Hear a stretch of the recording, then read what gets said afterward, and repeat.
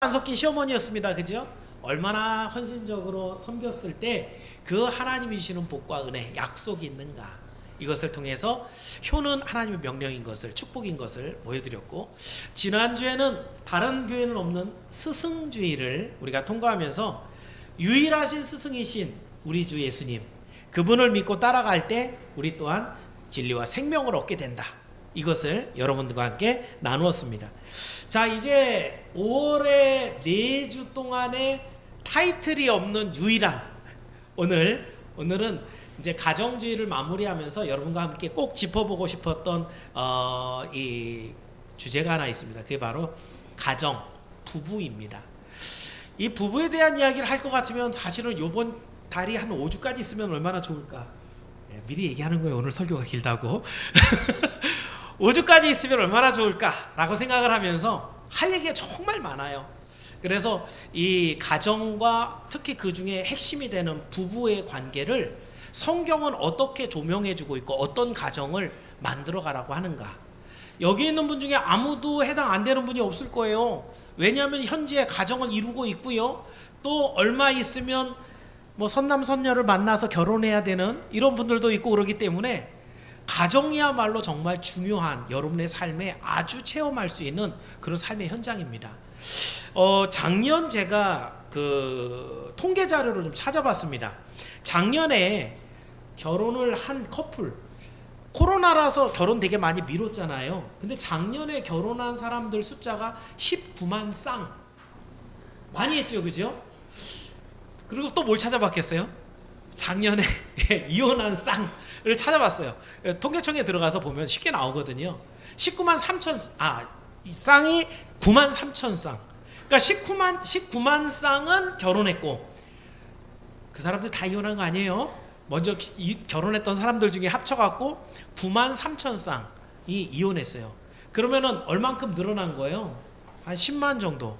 근데 그 중에 돌아가신 분도 있고 뭐 이렇게 하니까 생각해 보면은 훨씬 더 많은 가정이 해체가 되었다라는 것들을 우리가 확인할 수가 있고요.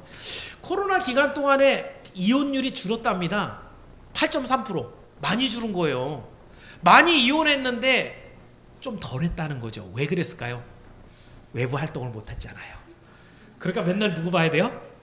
남편하고 아내만 보는 거예요. 코로나 때 여러분 격리되면 어디서 격리해요? 자기 집에서. 그러니까 싫으나 좋으나 봐야 되잖아요. 그러다 보니까 있었던 오해도 해결이 좀 되고, 결혼에 찢어져야 되는 집들도 좀 덜 찢어지고 이러면서 조금 가정이 회복되긴 했지만, 그래도 지금 수치 드린 것만 해도 얼마나 참 위기의 한국 가정인가, 이걸 여러분이 쉽게 알 수 있습니다. 자, 그런데 성경적으로 이걸 좀 생각을 해봐야 되겠죠. 성경에서 하나님은 이 세상을 만드셨습니다. 그리고 이 세상을 만들 때 당신의 형상을 담아서 가장 걸작으로 만든 게 사람이에요. 근데 그 사람들을 이제 남자와 여자로 만들어서 짝을 지어주신 게 가정이고요. 쉽게 얘기하면 가정은 신적 소산물, 신적 공동체라. 우리가 학교를 간다. 그럼 학교는 배우기 위해 가죠. 누가 만들었어요? 우리가. 정부, 나라가 필요하죠. 국회의원 필요하죠. 만들었지요. 누가 만들었어요? 우리가 만든 거예요. 없어져도 무방하다는 얘기를 하는 겁니다. 하나님이 만드신 것은 필요하기 때문에, 당신의 창조 섭리 때문에 원리 안에 그 가정이 만들어진 거예요. 그것도 처음부터 아담과 하와를 만든 바로 그날 우리 하나님이 가정을 만들어 주셨어요. 자, 그렇다고 한다면 이 하나님의 가정들이 시간이 갈수록 이혼율이 많아지고 결혼 안 하려고 그러고 미워하고 가정이 지옥과 같다면, 이것이 얼마나 하나님의 창조 질서를 거스르고 있는 것인가. 이 세대가 얼마나 악한가. 우리가 말할 때는 범죄가 많고 사람들이 정말 냉랭하고 이래서 이 세대가 악하다라고 얘기하지만, 본질적으로 딱 들여다보면 수치로 확인이 되는 것. 가정이 얼마나 깨어지고 있는가, 가정을 얼마나 이루지 않는가, 가정 안에서 어떤 살가운 사랑의 교제가 없는가, 이것만 봐도 얼마나 하나님의 말씀을 떠나서 우리 멋대로 죄를 짓고 살아가는 모습이 이 땅에 만연하고 있는가, 이거를 보여준다는 얘기죠. 그래서 오늘은 그 중에서도 가정을 이루는 가장 핵심 두 명, 남편과 아내가, 이 부부가 어떤 관계가 되라고 성경은 말하고 있는가, 이걸 살펴보고, 여러분 가정 안에 정말 사람들이 볼 때도 하나님이 보실 때도 사랑과 안식과 소망이 넘치는, 제가 사실은 이런 단어를 하나 쓸 때도 의미를 담아서 씁니다. 여러분 안에 사랑이, 그리고 안식이, 소망이 넘치기를 주의 이름으로 축원합니다. 그래서 오늘 드릴 말씀 제목, 하나님이 짝지어 주신 가정 세 가지로 살펴봅니다. 첫 번째, 이 가정은 어떤 것인가? 하나님의 명령과 축복이 가정이에요. 가정은 하나님의 명령이라는 얘기예요. 자, 사실 오늘 본문의 이 배경을 먼저 보시면 예수님이 복음 전하고 계시죠. 근데 보신 것처럼 이 바리새인들이 예수님을 시험하여서 물어봅니다. 그죠? 그러면서 아내를 버리는 게 옳습니까? 3절에 그렇게 얘기합니다. 그랬더니 예수님이 대답하시는데, 우리 5절만 한번 읽어볼까요? 자, 본문 5절입니다. 같이 읽습니다. 시작.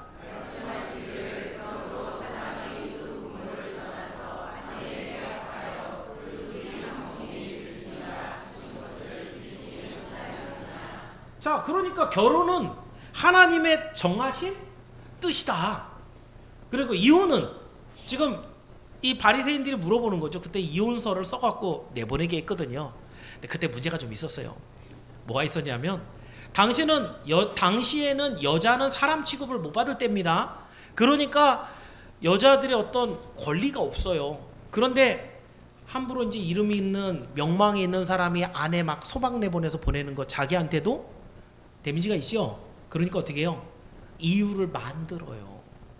그래갖고선 그 아내가 이런 이유 때문에 나는 이 아내하고 더 이상 살 수가 없습니다 하고 이혼서를 써주는 거예요. 쉽게 얘기하면 이혼서를 남발한 거죠. 그러니까 그렇게 쫓겨난 여자들은 어떻게 되겠어요? 한번 결혼한 이력이 있죠. 거기다 쫓겨났죠. 다른 남자가 이렇게 손 내밀어서 나랑 같이 부부합시다라고 손 내밀기가 쉽지 않겠죠. 참 그 여인들의 살아가는 삶을 보면 참 애처롭게 한이 없는데, 그런데 남자들이 모든 권한을 갖고 있으니까 어떻게 해요? 그렇게 소박 주고 자기는 자기 또 원하는 새 여인을 만나서 부부를 꾸리는 이런 모습을 보는데 사회적 문제였단 말이에요. 그 중에서 제일 누가 많이 했을까요? 고위급 인사들이 그런 짓을 제일 많이 했다는 거죠. 그랬을 때 바리새인들은 약간은 서민층에 서 있었어요. 그러면서 예수님을 이제 시험해서 이런 질문을 던지는 거예요. 나름대로는 이혼이 안 좋다는 얘기를 하고 싶었겠죠. 그런데 예수님이 말씀하실 때 이혼은 하나님의 뜻을 거스르는 것이다. 특히 4절도 이렇게 말씀하셨어요. 4절 말씀도 한번 읽어볼게요. 시작.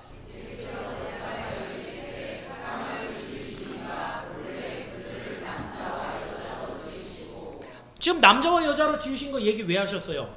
지금 가족 얘기하는 거죠. 부부 얘기하는 거죠. 결혼 얘기하는 거죠. 결혼은 어떻게 해야 된다는 거예요? 남자와 여자가. 그러니까 동성연애를 주장하는 사람도 정신 나간 거예요. 하나님의 말씀은 분명히 남자와 여자가 만들어져서 가정을 만드는데, 남자가 아니고 여자가 아니고 남자 여자 이렇게 결혼하면 가정이 된다는 거야, 안 된다는 거예요? 이건 아니라는 거예요. 어디 이상한 목사가 나와갖고 엉뚱한 소리 하고 다니는 사람들이 있는데 정신 나간 겁니다. 하나님은 분명히 당신의 창조 질서대로 남자와 여자를 만드셨다고요. 그 남자와 여자가 한 몸이 돼서 하나님의 뜻을 만들어가는 가정 만들고, 이게 하나님 뜻이에요. 오늘 그 얘기를 하려고 하는 건 아닌데요. 자, 그러면 돌아와서, 그럼 여러분 이 세상에 하나님의 말씀 한마디로 빛이 있어라. 빛이 있었죠. 모든 만물을 그냥 말씀만 갖고 만드셨단 말이에요. 그런데 사람을 만들 때는 제가 자주 얘기하지만 공들여서 손으로 빚어서 흙을 가져다가 만들고 그 이 코에다가 생기까지 불어넣어서 생명이 되게 하셨을 때는 사람에게 특별한 관심이 있다는 얘기 없다는 거예요. 있다는 거예요. 이 세상 모든 만물보다 특별히 사랑하신 게 사람이에요. 그리고 그 사람에게 특별한 지위를 허락하신 게 분명해요. 그래서 다스리고 정복하고 이 명령을 주셨단 말이에요. 그런 모든 하나님의 명령을 수행할 때 창세기 2장에 보니까 아담이 홀로 독처하는 것이 보지기에 좋지 않아서 하와를 만들어줍니다. 하와를 만들어주면서 뭐가 만들어지는 거예요? 가정이 만들어져요. 그죠? 그러면 하와와 아담이 하나가 돼서 부부가 되었을 때 하나님이 보시기에 아주 좋으신 거예요. 이제는 뭐 하기 좋은 거예요? 당신의 창조 질서대로 당신의 명령을 쫙 감당할 수 있는 모든 여건이 마련된 거예요. 다시, 가정은 하나님의 창조 질서를 달성하기 위한 하나님의 귀한 수단이라는 것을 여러분 잊지 말길 바랍니다. 그래서 제가 이 말씀을 생각하면서 이제 우리 젊은이들이 요즘 결혼하기가 쉬워요, 어려워요? 왜 어려워요? 집값이 너무 비싸서. 첫 번째, 그죠? 두 번째, 애들 교육하는데 교육비가 너무 많이 들어서. 그리고 세 번째, 내가 원하는 남자랑 결혼하지 못해갖고 괜히 치고받고 싸우고 시부모, 시가족들하고 얘기하는 거 싫어서 자기 중심의 삶을 살고자. 다 이유가 된다고 생각하시지만 우리는 세상 여건과 사람들의 이야기를 따라 살아가는 사람들이 아닙니다. 우리는 하나님의 부르심을 받고 하나님의 말씀대로 하나님의 창조 질서에 순응하여 살아가는 하나님의 사람들이라는 거예요. 다시 물어볼게요. 집값이 아무리 비싸도 결혼을 해야 돼요, 안 해야 돼요? 해야 돼요. 왜요? 하나님 그렇게 만들었다니까요. 그게 원리예요. 그 안에 우리 하나님의 뜻대로 이루실 능력과 권세와 모든 복들이 그 안에 담겨 있어요. 우리 젊은이들에게 얘기합니다. 꼭 결혼하기 바랍니다. 나는 독신으로 살 거야. 여러분 중에 혹시 좀 성경을 읽어본 분이 바울 얘기를 꺼내는 분이 있어요. 바울이 얘기할 때 결혼하는 게 좋아요, 안 좋아요? 물어보니까 내가 생각할 때는 남자가 만약에 아내를 생기고 아내가 남편이 생기면 그리스도를 사랑하던 그 마음이 그쪽으로 쏠려서 에이 그럴 수 있으니까 그냥 데리고 아비들아 그냥 딸들을 그냥 데리고 있어. 이런 얘기를 한 게 있어요. 그런데 여러분 바울은 몰랐어요. 뭐를? 주님이 언제 오시는지. 바울에게 있었던 것은 긴급함이었어요. 사도 요한이 주여 속히옵소서 내가 갈 거야 금방 갈 거야 라고 얘기한 이 말씀 때문에 데살로니가 교회도 마찬가지고 이 베드로서에도 보면은 곧 오실 주님에 대한 대망하는 사건들이 있었기 때문에 당시에는 지금 오실 주님, 그러니까 결혼하고 이거보다도 너희들이 주님만 바라봐. 만약에 지금 2000년이 지났는데도 아직 주님이 안 오신 사건을 알았다면 제가 믿기로 바울은 그런 얘기 안 했을걸요. 너희는 주님이 오실 날을 대망하면서 하나님의 말씀대로 가정을 꾸리고 아름다운 자녀들을 낳고 더 멋있는 가정을 만들어서 하나님의 오심에 찬양과 영광을 올려드려라 이렇게 얘기했을 거예요. 여러분, 그래서 바울이 이렇게 기록한 모든 내용 안에 그 내용 구절은 그리스도만 사랑해라 이 얘기지 결혼하지 않는 게 더 좋아 이 얘기가 아닙니다. 창조 질서 원리라는 게 있는 거예요. 자, 그렇다고 한다면 여러분, 하나님께서 가정을 만들었으면 도대체 뭐 하시려고 무슨 목적과 이유로 만드신 거예요? 이 내용은 사실 작년에 제가 테마 중에 여유라는 테마를 갖고 설교한 적이 있어요. 말라기 2장 15절 말씀인데 혹시 띄어져 있습니까? 2장 15절 있으면 한번 읽어볼게요. 왜 가정을 만들었는가? 시작.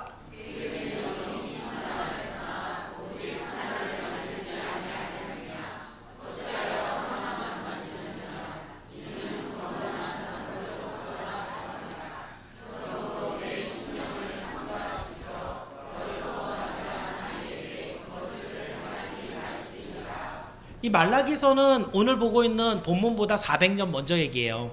그때도 어땠던 거예요? 맨 마지막 보니까 아내에게 거짓을 행하지 말라는 건 소방 나서 쫓아내지 말라는 얘기예요. 그러니까 지금 이 당시에도 이미 남자들이 정말 여자들을 쉽게 버리는 이런 일들이 있었다는 얘기죠. 중요한 것은 여자를 여럿 거느리고 사는 축첩제도 이것이 우리나라에도 있었고 어느 나라에 다 있습니다. 그런데 성경이 주재하고 있는 바는 뭐예요? 하나님은 영이 유여하실지라도 여유가 있고 많이 있는데도 불구하고 아담에게 아내 몇 명 만들어줬다?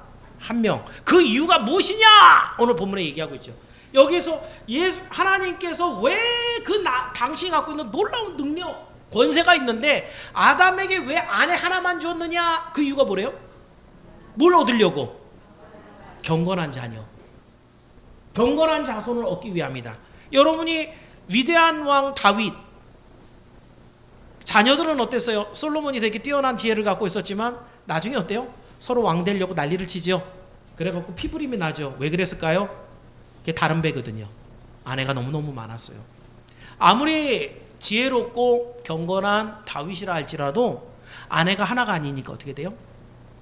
근데 왕이 아내가 하나만 있는 그런 왕이 어디 있어요? 그죠? 많이 거느리고 살지요.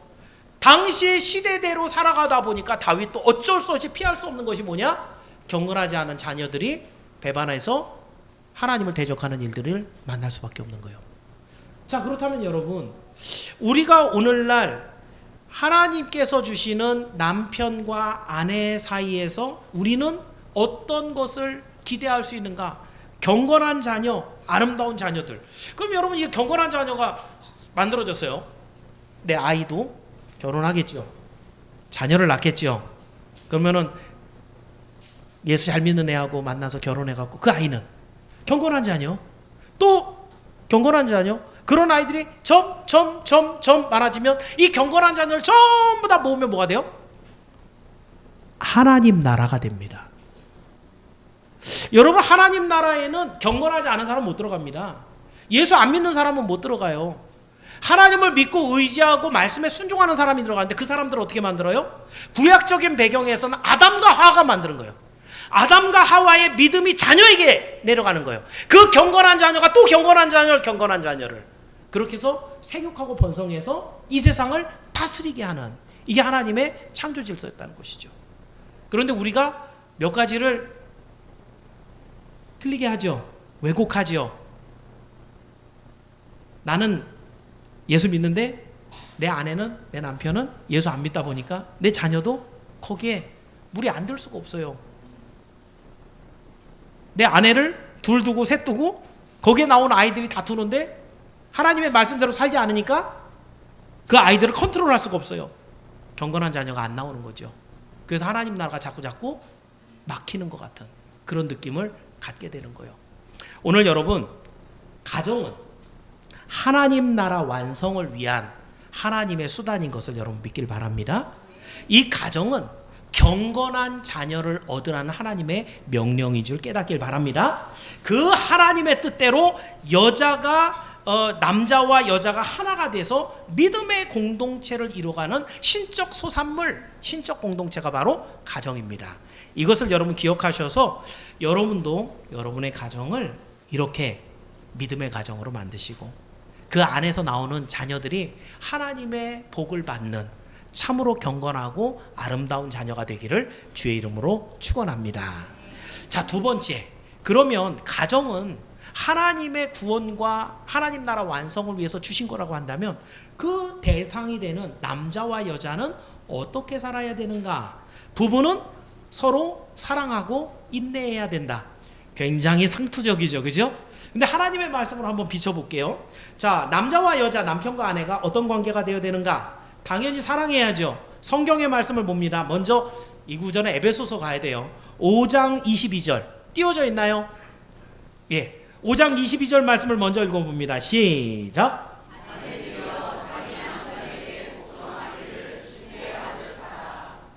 자, 남편과 아내가 있으면 누구에게 보통 하나님이 먼저 말씀하세요?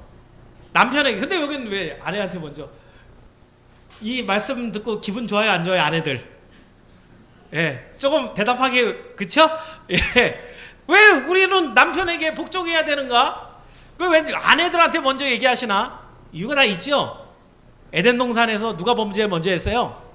하와가. 그죠? 하와가 먼저 따먹었어요. 그런데 여러분, 하와에게 주신 하나님의 벌이 뭐였어요? 아기를 낳을 때 고통을 아주 심하게 하셔서 죽을 고생을 하고 아기를 낳게 하신 것. 뭐 아담은 이마에 땀이 흐를 때까지 일하게 하신 것, 이렇지만 근데 그것만 기억하고 있지 더 중요한 걸 여러분이 놓치고 있는 게 있어요. 창세기 3장 16절인데 혹시 올라가 있나요? 3장 16절 창세기입니다. 시작.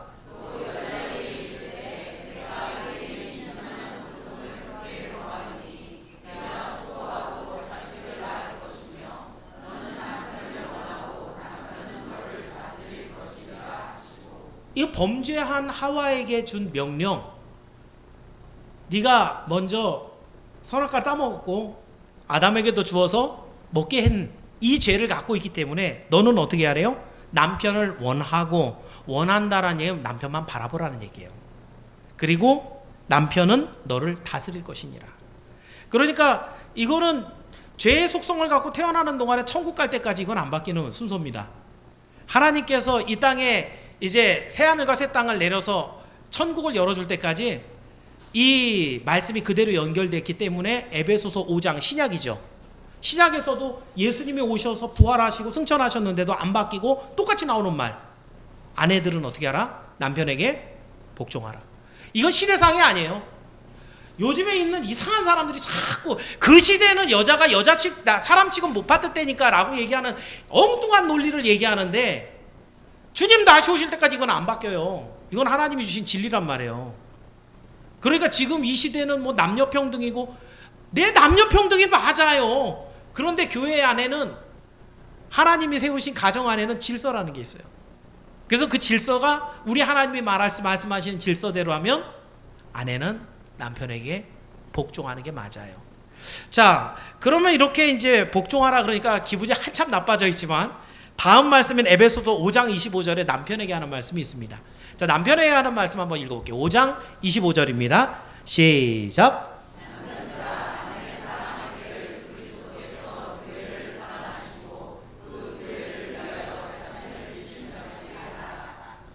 아내를 사랑하라 그러죠?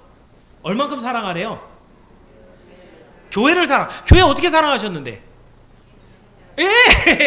십자가에 죽을 것까지도 다 감당하는, 죽을 정도가 아니고 죽는 거예요. 남편분들, 옆에 아내가 혹시 계시면, 근처에 아내가 계시면 한번 쓱 보세요. 그렇게 우리 아내들을 사랑하시기를 축원합니다. 여기 남편들, 여자분들만 대답하세요. 남편들 다시 한번. 남편분들은 그리스도께서 교회를 위해서 십자가에 죽으시는 그 사랑으로 아내들을 사랑하기를 주의 이름으로 축원합니다. 이게 예수님의 말씀이에요.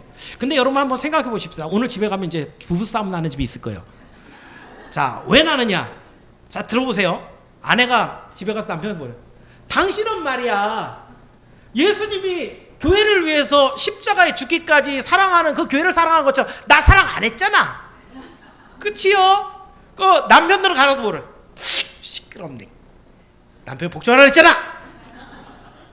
그러니까 뭐가 돼요? 싸움이 되는 거예요.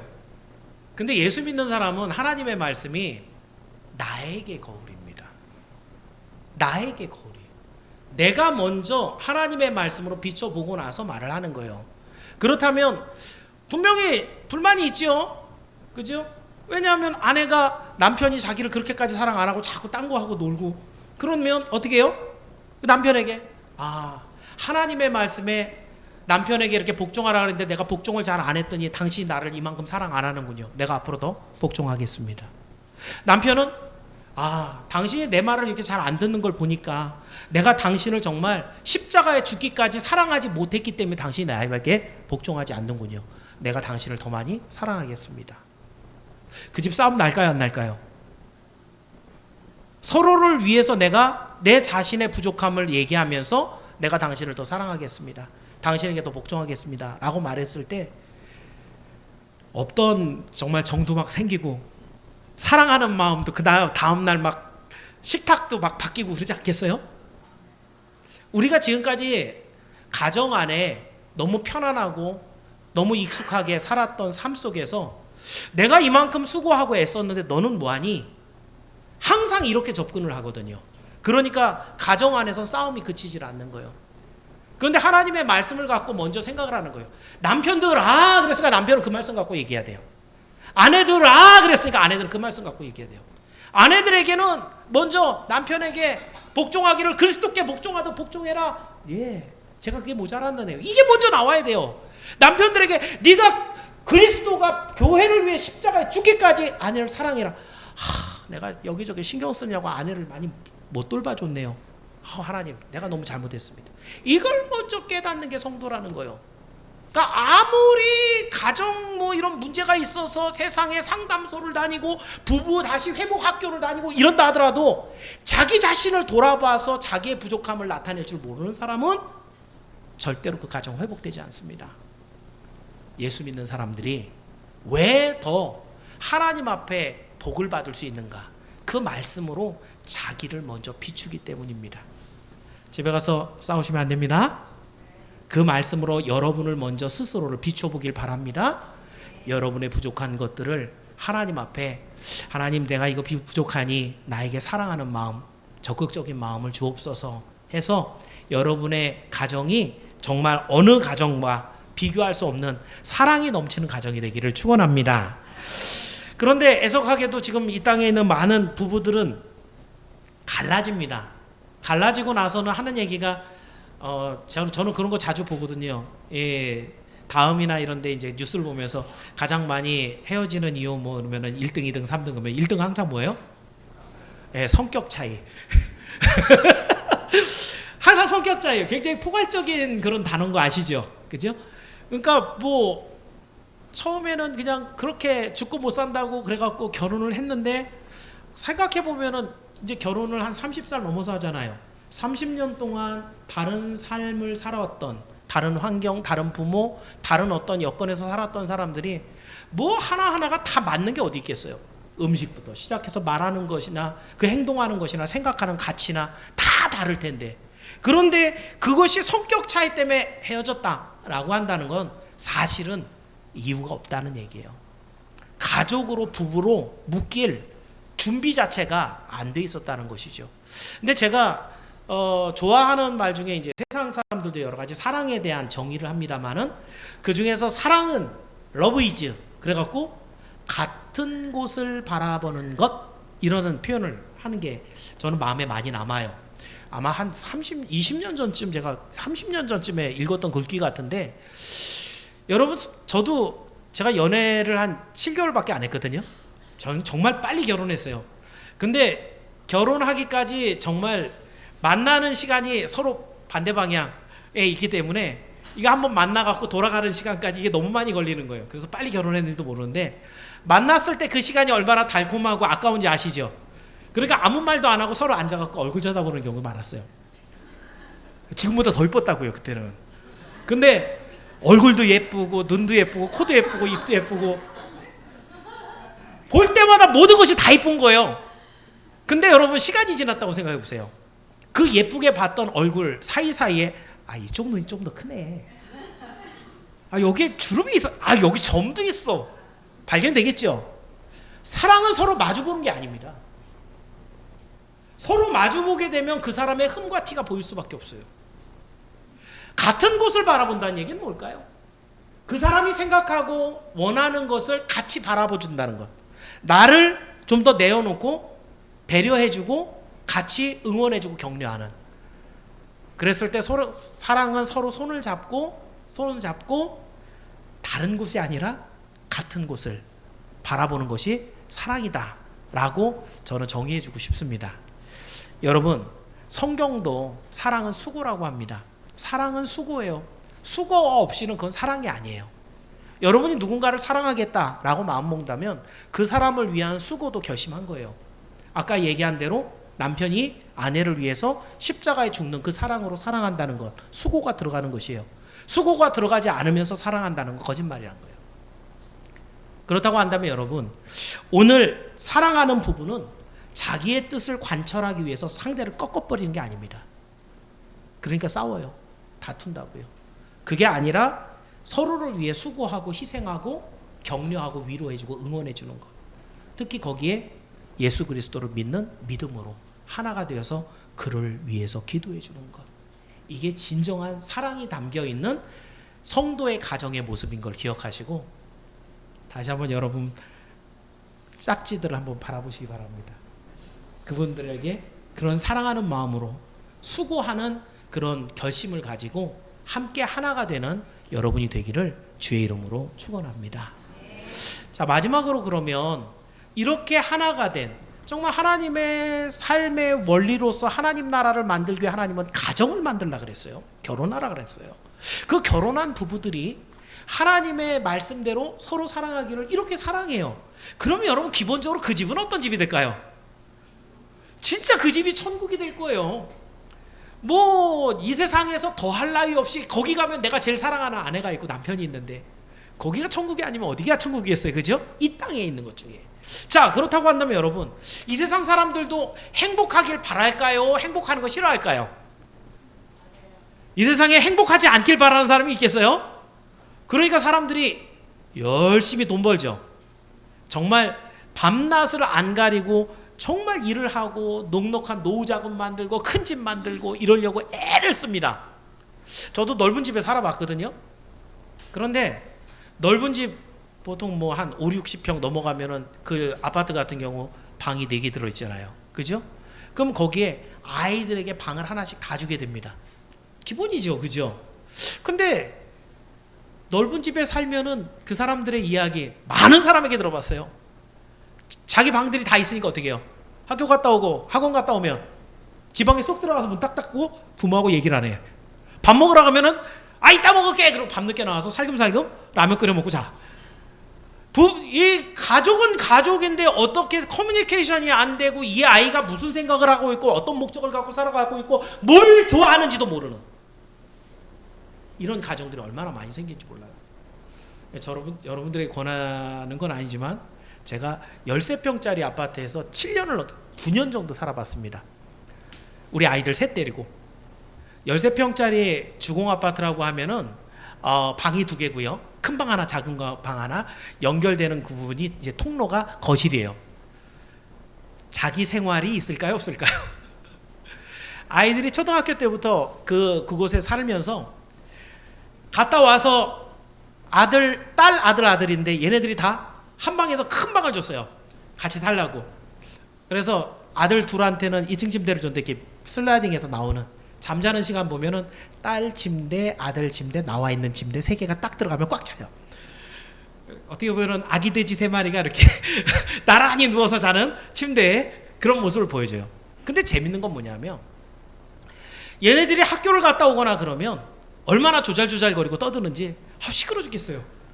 얘네들이 무슨 짓을 하고 사는지 다 알겠어요. 얘네들이 뭘 좋아하는지 알겠어요. 뭐 때문에 얘네들이 싸우는지 다 알아요. 그리고 얘네들이 뭐가 부족한지 알고 얘네들에게 야, 너 근데 이렇게 하는 게 더 좋지 않겠어? 아주 자연스럽게 그냥 식사를 하면서도 아침에 일어나서 화장실 갖고 싸우면서도 화장실도 하나밖에 없을 거 아니에요. 늦게 나오면 빨리 나와 이러면서도 그러면서 아이들과 함께 되는데 이 아이들이 자란 다음에 하는 이야기가 있어요.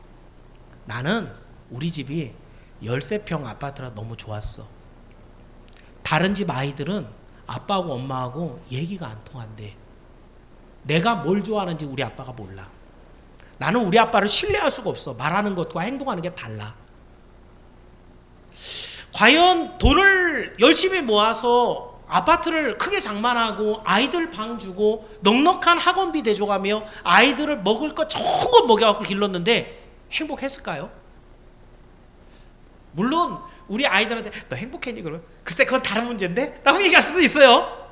근데 적어도 가족이라고 하는 하나의 묶음으로 서로의 생각을 알고 함께 공유하며 같은 행복을 위해서 열심히 같이 할 수 있었던 것에는 저는 굉장히 큰 자부심이 있어요.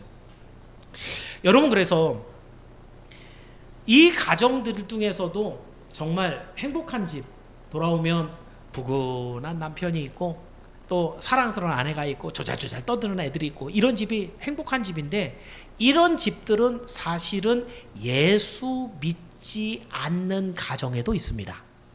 그죠? 그럼 우리가 추구하는 가정의 목표가 행복에서 끝나느냐? 여기서 한 발짝 더 나가는 거예요. 성도의 가정은 기본적으로 자녀들이 어떤 생각을 갖고 살고 있는가 커뮤니케이션을 하며 이 아이들에게 신앙적인 어떤 가르침을 주고 함께 믿을 수 있는 신뢰관계가 돼서 서로 사랑하고 존경하는 이런 가정을 만드는 게 기본이에요. 지금까지 우리 첫 주부터 둘째 주, 셋째 주까지 계속 한 얘기가 그 얘기잖아요. 그죠? 그렇다고 한다면 이제 이렇게 만들어진 가정이라고 하면 세상 사람들도 행복하게 살아가는 가정이 있는데 믿음의 가정은 뭐가 다르냐? 여기에서 여러분이 뭔가 분명한 하나님의 말씀을 받아가야 된단 말이에요. 믿음의 가정으로서 가장 정말 성경에 잘 기록이 되어 있는 대표적인 분이 바로 빌레몬의 가정입니다. 작년에 제가 재작년쯤에 한번 설교한 기억이 있는 것 같은데 빌레몬의 가정, 빌레몬서가 한 장으로 되어 있죠. 빌레몬의 교회는 골로새입니다. 빌레몬은 뭐 한 사람이냐면 골로새 교회의 장로였어요. 존경받는 장로로서 그 목사님이 잘 섬기고 있는 그 아내였던 아비아는 아마 여전도 회장이었을 것 같아요. 거기 있는 성도들을 정말 열심으로 섬기고 애를 쓰는 아들이 있었어요. 아키뽀. 이 아키뽀는 이 골로새 교회의 이 에바브라가 세운 그 담임 목사님인데 바울 만나러 왔을 때 아키뽀에게 골로새 교회를 맡겨놓고 옵니다. 그러니까 이 아키뽀는 뭐예요? 엄마 아빠의 신앙을 보고 자라서 자기는 장차 주의 종이 될 걸 다짐하고 그 교회를 위해서 성장하고 지금 자라나고 있는 하나님의 일꾼이 아키뽀였어요.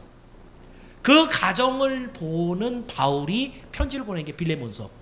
그럼 빌레몬서의 1장 2절에 바울이 그렇게 쓰고 있어요. 내 집에 있는 교회, 니네 집이 교회다. 사실은 빌레몬 집이 컸거든요. 당신은 예배당이 따로 없고 큰 집에 모여서 같이 예배를 드렸어요. 그러니까 빌레몬이 자기 집을 내놓은 거예요. 교회로. 그러니까 네 집은 교회라는 거예요. 그게 장소적인 측면만 얘기하는 게 아니에요. 너희 집 자체가 교회라는 거예요. 너희 집 안에 하나님이 계시다는 거예요. 믿음의 가정. 아까 얘기한 대로 아내는 남편에게 복종하고 남편은 아내를 사랑하는데 그 자녀들이 보고 함께 그것을 존경하면서 그 가정을 이뤄갈 때 그 가정은 네 교회라 라고 하나님 말씀하신다는 거예요. 네 집에 있는 교회라고 얘기하고 그 다음 말씀 3절에 축복을 합니다. 자, 3절 말씀 혹시 띄어져 있으면 한번 읽어볼게요. 빌레몬서 1장 3절입니다. 같이 읽습니다. 시작.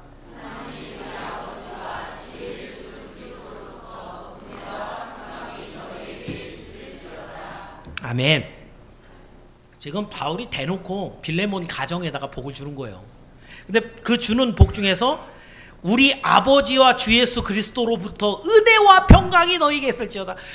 이 빌레몬이 돈 많다니까요. 집이 얼마나 큰데요. 명성도 많죠. 명예로운 사람이에요. 그런데 사실은 보면은 부족한 게 아무것도 없어 보이는 사람이라 뭘 줘야 축복이지? 바울이 고민하지 않았겠어요? 근데 그 모든 것보다 월등한 복, 그게 뭐예요? 하나님께서 주시는 은혜와 평강이 너희 집에 가득 있어라. 바울의 마음은 누구의 마음이에요? 하나님의 마음이에요. 빌레몬의 가정을 보시는 하나님이 빌레몬에게 뭘 주고 싶으실까? 그 가족들이 하나가 되어서 자기들끼리만 좋아 사는 게 아니라 그 좋은 관계, 행복한 안에서 하나님의 말씀을 붙잡고 하나님의 교회를 세워나가고 있을 때 그것을 보시는 하나님께서 얼마나 기쁘시면 네 집에 교회가 있어. 내가 거기 안에 있어. 너에겐 그리스도의 평강과 은혜가 풍성하게 줄게. 이런 복을 받는 게 빌레몬의 집이에요. 우리 성도들이 오늘날 많은 성도들이 가족들마다 다 다른 교회를 다니는 집이 많습니다. 강릉은 제가 잘 모르겠는데 저 도시로 가면 갈수록 엄마가 다니는 교회, 아빠가 다니는 교회, 애들 다니는 교회 다 달라요. 근데 여러분 왜 그럴까요? 여러분도 한번 생각해 보세요. 분명히 성경은 항상 가르칠 때 자녀들을 그 옆에 놓고 가르치라 그랬어요. 그리고 여기에 빌레몬 가정 같은 거 하나가 되어서 한 교회를 가르치는 것이, 한 교회를 섬기는 것이 하나님의 성경이 말하고 있는 마땅한 바예요. 그런데 오늘날 사람들은 왜 다 찢어져서 교회를 갈까요? 다들 신앙은 좋다고 얘기하는데 다 다른 교회를 가요. 아빠는 나는 저 목사님 설교가 나하고 잘 맞아. 엄마는 나는 내 친한 친구들이 여기 있어서 여길 다녀야 돼. 애들은 거긴 너무 노땅들만 있어. 다 꼰대들이야. 나는 젊은 애들 많은 데 갈 거야. 다 찢어졌어요. 사실 여러분 여기에 하나님의 뜻이나 계획, 하나님의 비전, 하나님의 사명은 없잖아요. 하나님의 사명이 임해서 하나님의 교회가 하나님의 사람들과 함께 하나님의 가정을 품고 하나님의 일을 감당해 나갈 때 그 가정은 마땅히 하나가 돼서 한 교회를 섬기는 게 맞아요. 왜 다른 교회를 다닐까? 내 아이들이 나와 같이 교회 다니면 창피하니까. 우리 아빠가 창피해서, 또는 내 모습이 우리 아빠가 장로인데 나같이 술 먹고 다니는 거 이런 거 보여주기 미안하니까 나는 홀로 교회를 다니는데 다른 교회를 다녀요. 제가 갑자기 술 먹는다는 얘기를 해갖고 그러죠. 여러분, 요즘에 보편적으로 젊은이들이 교회 다니면서 술 먹는 애들이 엄청 많습니다. 이거는 지금 알려져 있는 사실이에요. 아이들께 가서 맥주 한잔 마시고 오는 거, 이거는 아주 흔한 일들이에요. 근데 여러분, 이런 것들이 전통적인 방침 안에서는 장로 아들이, 권사 딸이 그럴 수 있어요? 없잖아요. 그러니까 어떻게 해요? 부모님 없는데 자유로운 신앙을 갖겠다는 거예요. 정상적인 건 아니죠. 자기 욕구와 자기의 즐거움 따라서 교회를 찾아다니는 것, 이것은 하나님의 뜻은 아니라는 것이에요. 다시 말합니다. 첫 번째, 교회 책임이 있어요. 교회가 지향점이 있어야 됩니다. 비전이 분명해야 돼요. 우리 교회는 뭐 하는 교회다 소개할 수가 있어야 돼요.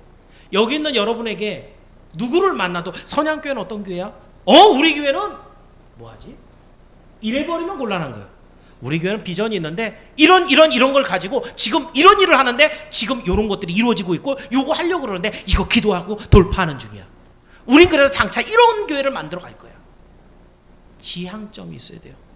그것이 분명한 하나님의 뜻이어야 돼요. 그것을 통해서 하나님의 역사가 일어나고 있어야 돼요. 그게 진짜 교회예요. 그럼 성도들은 어떻게 돼야 돼요?